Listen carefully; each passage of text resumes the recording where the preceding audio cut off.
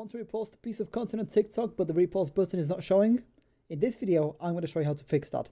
But before I do that, let me walk you through a couple of scenarios where the button is not showing, and it's not a bug, it's just how it is. So for example, right now, I'm in my watch history. If I go and click on any video here and try to repost it, I won't be able to. You can only repost videos that you come across on your homepage.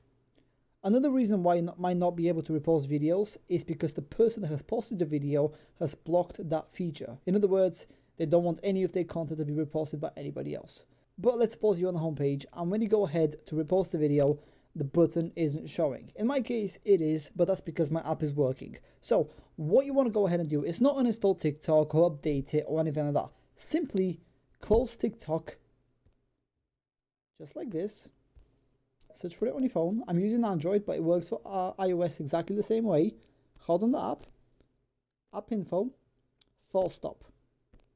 This way, the TikTok app will shut close. Then click on open. And if you go ahead and try and repost any video that is allowed to be reposted, then the button should be right there for you to use.